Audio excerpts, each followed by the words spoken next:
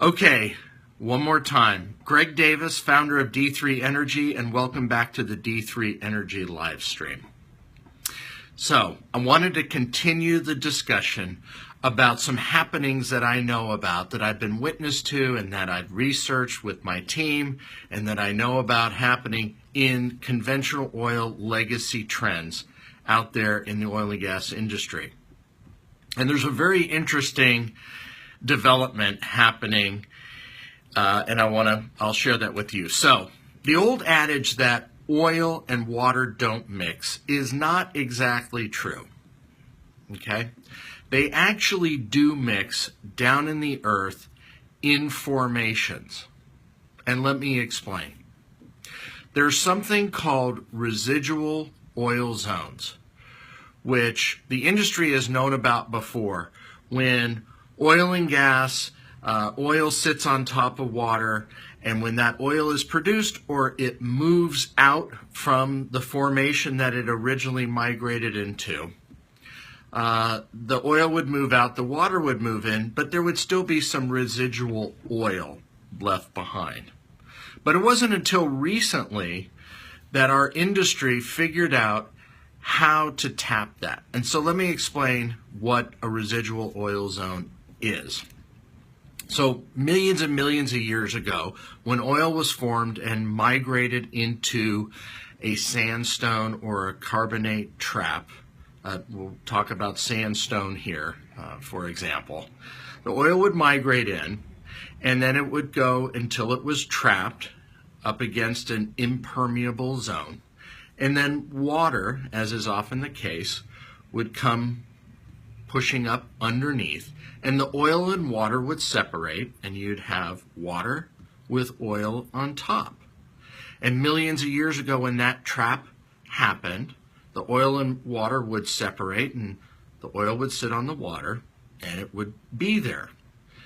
And if something happened, whether it was an earthquake or a fault moved or a whole basin tilted, that zone, that oil would start to flow out and move somewhere else.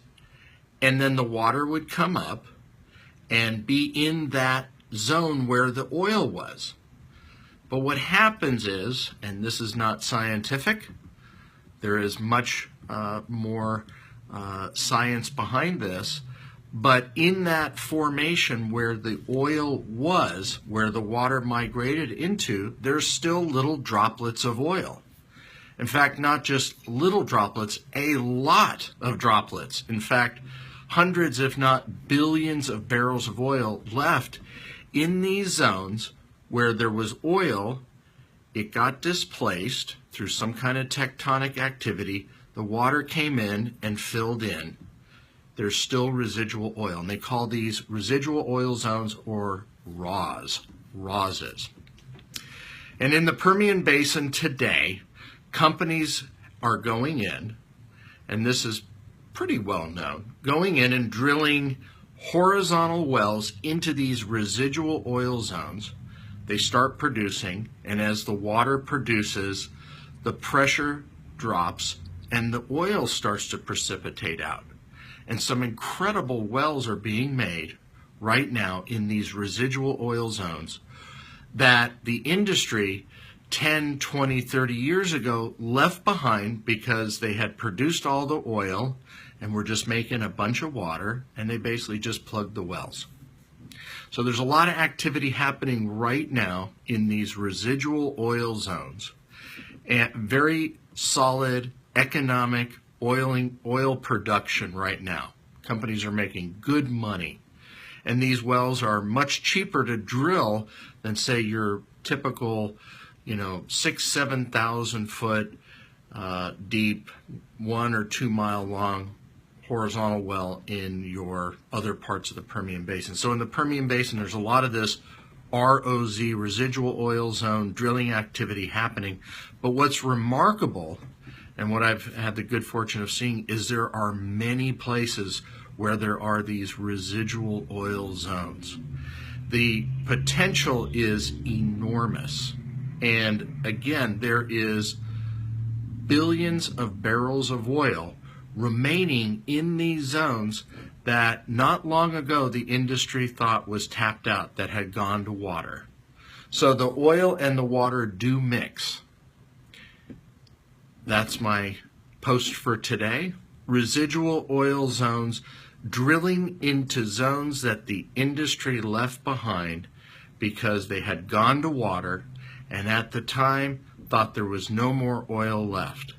Well, there's a lot of oil left in these watered out zones, residual oil zones. And this is adding to the incredible production that is happening right now from the incredible resurgence of America's oil and gas industry through horizontal drilling, hydraulic fracking, and now conventional drilling, horizontal drilling into legacy trends with residual oil zones going in to older zones that just weren't seen before. There's a lot of activity, a lot of oil and gas left. So I appreciate you spending a little time with me today. Please share this with your friends, and I'll be back again to share some other information with you that you may not hear from the mainstream oil media. Take care. Have a great day.